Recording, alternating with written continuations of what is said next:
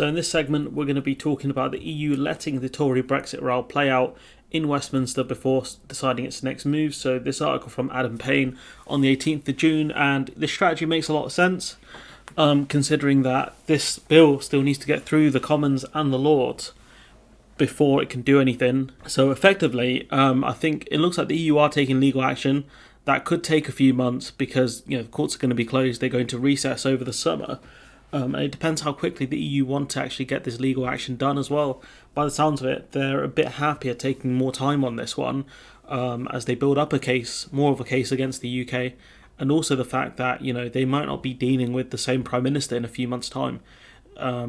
It's possible. I don't think there'll be a parliamentary vote of no confidence. But if the 1922 committee changed the rules around the no confidence votes in the Tory party, things could change. It depends. So the EU plans to leave MPs in Westminster to play out party politics among themselves this summer before deciding the next steps in its approach to the intractable Northern Ireland Protocol saga. An EU source has suggested there is a sense within the bloc that they could even be dealing with a new Prime Minister later in the year, depending on how the latest power struggle between Downing Street Brexit backing Conservative MPs and the DUP turns out. Now, I don't think there will be a new leader anytime soon, purely because we know Johnson's not going to resign. Unlike Theresa May, who survived a no confidence vote and then resigned, there won't be a new general election this year, most likely. At least in my opinion, I don't think there'll be a general election this year. The Tories have already used their no confidence vote, the party version of it. So effectively, Johnson has a year until they can trigger a new one. And even if they do change the rules, it'll be another 6 months.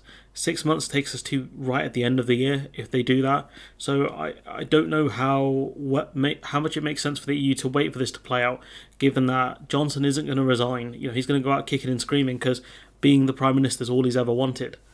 Relations between London and Brussels hit a new low this week after the Foreign Secretary Liz Truss set out the government plans to unilaterally scrap parts of the protocol. Ministers also argue that the action is needed urgently to protect the Good Friday Agreement. We know that's a load of rubbish. The DUP is currently committed to blocking the formation of the executive in Stormont until its issues with the protocol have been resolved. Now, the DUP are saying they're not going to go back into Stormont until I think this bill has gone into second reading or it's fully implemented as a law. It depends on which members of the DUP you listen to on any given day.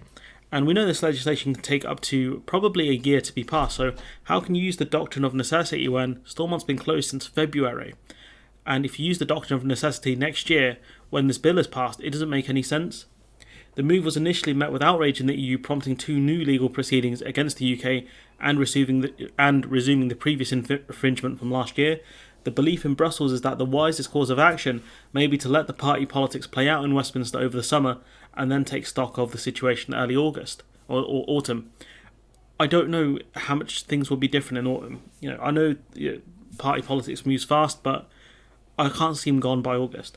Sefcovic told Sky News that he could not resist the temptation to think that the tabling of the bill is politically driven. Absolutely, he's correct there. It is politically driven to bring the backbenchers back on side, but did not expand on what he meant by that. A 12-minute phone call between Truss and her counterpart Simon Coveney on Monday morning was described as being particularly frosty, so these would have been calls at the time. One source familiar with the call said things are terrible between London and Dublin, which makes sense given the damage the protocol changes would do to the Good Friday Agreement. Johnson has been accused by some in Brussels of using the highly contentious legislation as a means of distracting from his under-pressure leadership, which, again, that's exactly what he's doing. He's trying to get the backbenchers on side here, the ERG, because without them, his leadership is sunk. With his authority over the Conservative Party weakened after a 41% of Tory MPs voted to get rid of him this month, which, he won surprisingly or unsurprisingly. Behind the scenes, in Westminster, the government is now applying pressure to the DUP to take the first steps towards entering government with Sinn Féin. Again, the DUP have rejected this until the protocol is effectively in the latter stages of becoming a law. Politics Home understands that government whips have warned the DUP that the bill will not be given a second reading until it nominates a speaker to Stormont. The thing is, right, the DUP, I think the DUP will happily wait because the Tory party's threats don't make any sense, right? Either reopen Stormont or we don't pass the bill. Once Stormont is open, it weakens the DUP a lot because the Northern Ireland, Stormont can run without an executive for I think it's 24 weeks now.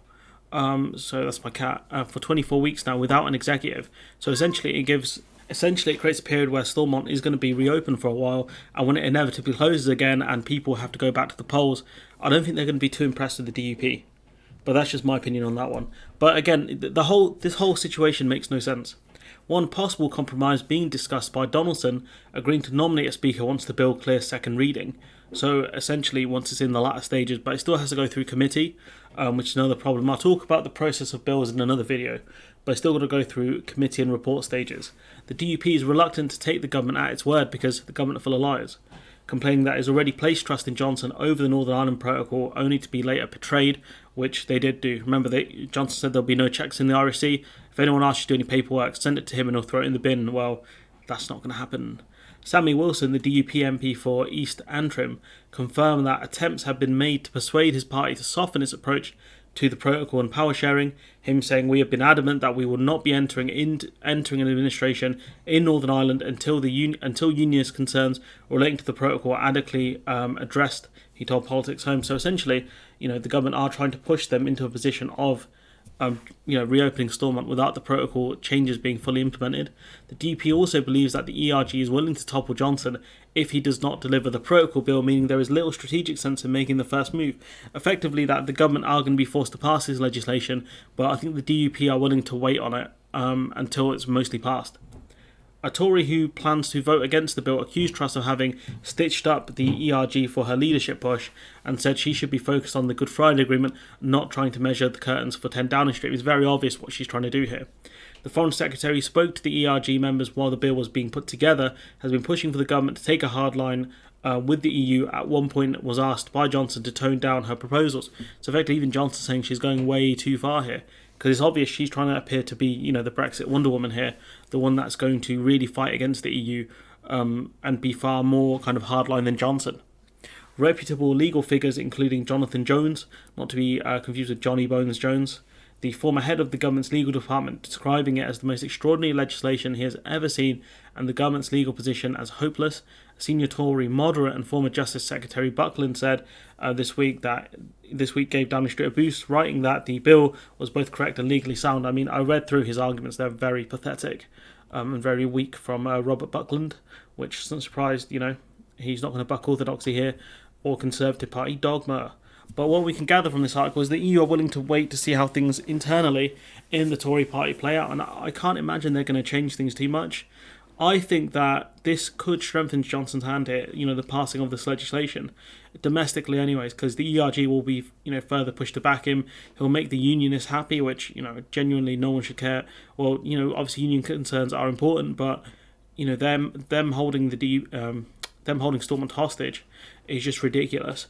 But what we can gather from this is the EU are willing to take legal action. They're still in the process of doing it, but they are willing to wait to see if a new Prime Minister will emerge. But, the one thing that they've got to remember about Johnson is the guy's made of Teflon. Nothing seems to be able to tank him. Yeah, he's struggling at the moment with the recent by-election results, which we'll talk about at some point, but it's scary how much he can get away with.